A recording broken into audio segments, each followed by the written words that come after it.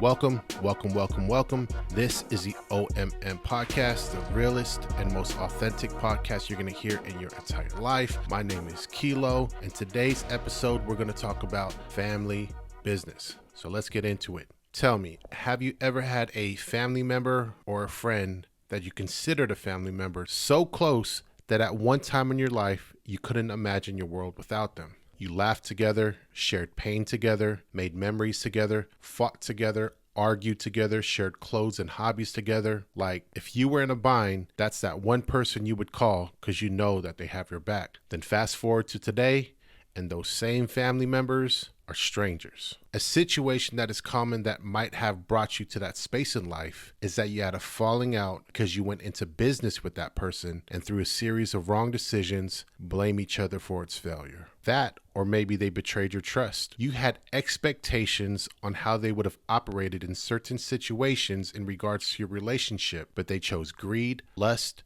temptation, power, or maybe just straight up disregard. They may not have premeditated or had intentions of hurting you, but that's because they weren't considering how it would affect you in the first place. It could be parents, siblings, cousins, friends, spouses, co-workers, but all in all, you consider them a family member. It's really unfortunate and sad how common falling out with family members are, but I think to myself, why is it so common? Why does everyone I come across have a similar story of once having a family member in their life and now they have resentment or hurt towards that person? I mean, how can you have been so intertwined in each other's life when trying to imagine where life would be without them would have been impossible to now trying to imagine life with them is equally impossible? In my situation, I had a family just completely disregard me, and the worst part is they didn't understand my perspective when I explained how I was feeling about it. I get it. You want details. So here they are. I've been practicing real estate for over 5 years now, and this occurred like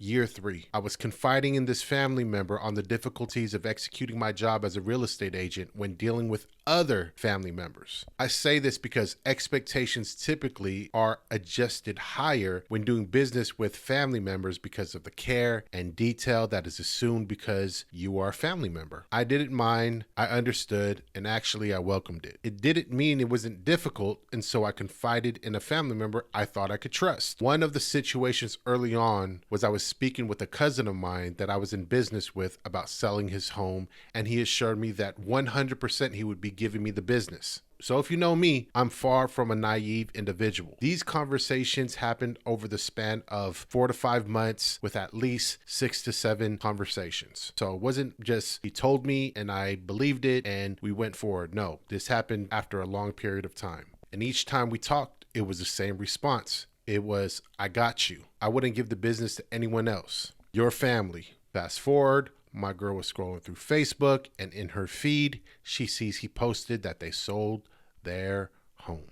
Now, I know these type of situations are common in the industry. Them using another agent to sell their home after telling me they were going to use me is not what I was upset about. I was upset about how I found out. I was upset that they didn't trust me with the information or had the consideration to let me know prior to it happening. I'm sure I would have been irritated had he told me prior, but nowhere near the falling out that it caused, which is basically me never talking to him again. I shared this info with my family member, and he joined in my disgust and resentment for this person. There was a lot of name calling, a lot of judging, but most importantly, a lesson was learned. So circling back to the situation with my other family member, he invites me over for New Year's, sends me an address, and it's different than the one he sent me before, and lo and behold, bought a new home. I know, it sounds crazy, right? I wouldn't judge you if you're asking yourself, what's wrong with this guy for a bunch of people to continually fuck him over, especially family members? There must be something wrong with him. Well, here's where it gets interesting. I represented him in a prior transaction where he was investing into a property. I went above and beyond my duties as an agent because number one, the expectations as a family member, and number two, he was out of the country. So it left me doing things out of the norm of a typical real estate agent, but hey,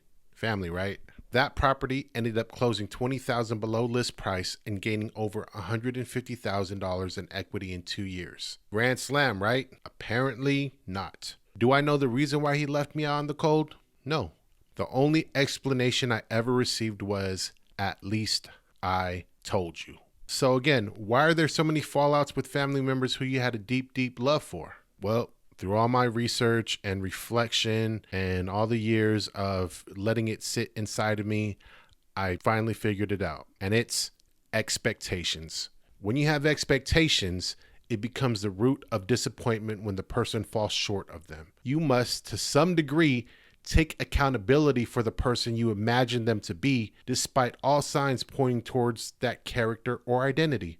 I wish there was some type of wisdom that I could apply to this podcast episode, but the truth of the matter is you need to stop having expectations. I know it's easier said than done, but this philosophy, this trait, this habit will free your mind. Free it from the stress, the hurt, the confusion, the anger you have from the disappointment of family members being disloyal, untrustworthy, greedy, or manipulative. You'll be able to quickly identify family who have similar traits or energies that align with your frequencies. And even more importantly, move on from the ones that don't. Simple as that. You stop holding on to the hurt because of what those expectations caused. You're able to grow and move forward with a peace of mind because that heaviness isn't holding you down anymore. I mean, whatever the reason might be, it is what it is. And now, like most of us, I sit with the memories of the past, take a deep breath, shake my head, and keep moving forward with life. My name is Kilo, and this concludes the OMM Podcast, Episode 7. Family members, thank you for listening. Like always, peace and love. I'm out.